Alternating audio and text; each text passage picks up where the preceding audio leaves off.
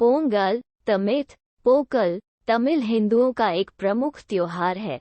ये प्रति वर्ष 14-15 जनवरी को मनाया जाता है।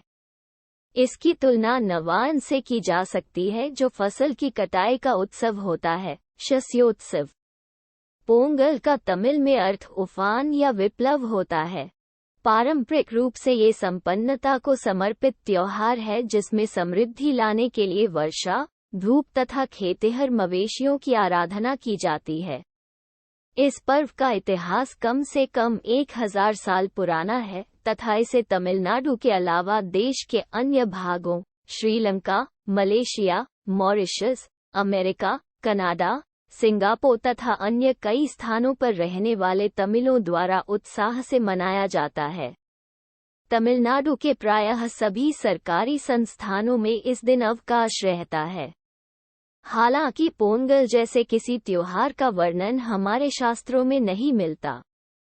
14 जनवरी का दिन उत्तर भारत में मकर संक्रांति के नाम से मनाया जाता है, जिसका महत्व सूर्य के मकर रेखा की तरफ प्रस्थान करने को लेकर है। इसे गुजरात तथा महाराष्ट्र में उत्तरायण कहते हैं, जबकि यही दिन आंध्र प्रदेश, केरल तथा कर्नाटक, ये तीनों राज्य तमिलनाडु से जुड़े हैं, में संक्रांति के नाम से मनाया जाता है।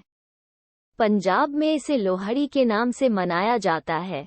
दक्षिण भारत के तमिलनाडु राज्य में पोंगल का त्योहार सूर्य के मकर राशि में प्रवेश का स्वागत कुछ अलग ही अंदाज में किया जाता है। सूर्य को अन्न धन का दाता मानकर 4 दिनों तक उत्सव मनाया जाता है और उनके प्रति कृतज्ञता ज्ञापित किया जाता है। विषय की गहराई में जाकर देखें तो ये त्योहार कृषि एवं फसल से संबंधित देवताओं को समर्पित है। इस त्योहार का नाम पोंगल इसलिए है क्योंकि इस दिन सूर्य देव को जो प्रसाद अर्पित किया जाता है वह पगल कहलता है। तमिल भाषा में पोंगल का एक अन्य अर्थ निकलता है अच्छी तरह उबालना। दोनों ही रूप में देखा जाए तो बात निकल कर यह आती है कि अच्छी तरह उबाल कर सूर्य देवता को प्रसाद भोग लगाना। पोंगल का महत्व इसलिए भी है क्योंकि यह तमिल महीने की पहली तारीख को आरंभ होता है।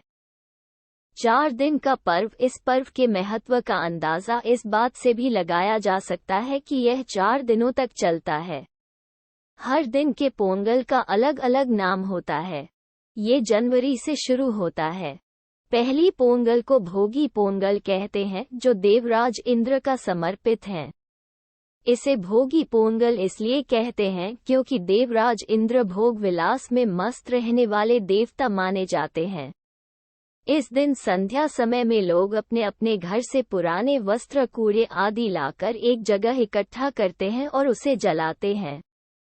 ये ईश्वर के प्रति सम्मान एवं बुराइयों के अंत की भावना को दर्शाता है।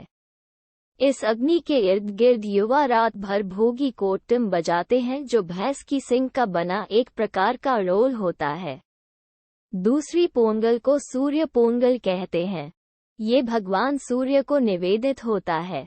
इस दिन पोंगल नामक एक विशेष प्रकार की खीर बनाई जाती है, जो मिट्टी के बर्तन में नए धान से तैयार चावल, मूंग दाल और गुड़ से बनती है।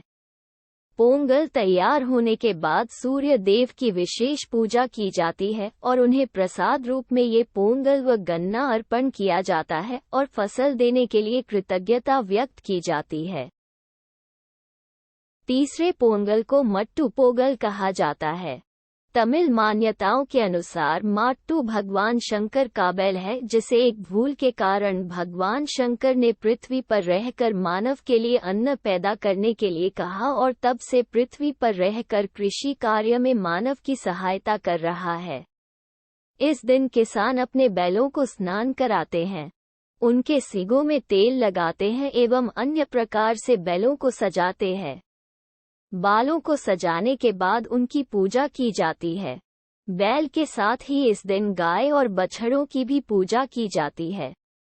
कहीं कहीं लोग इसे कनु पोंगल के नाम से भी जानते हैं, जिसमें बहनें अपने भाइयों की खुशहाली के लिए पूजा करती है और भाई अपनी बहनों को उपहार देते हैं।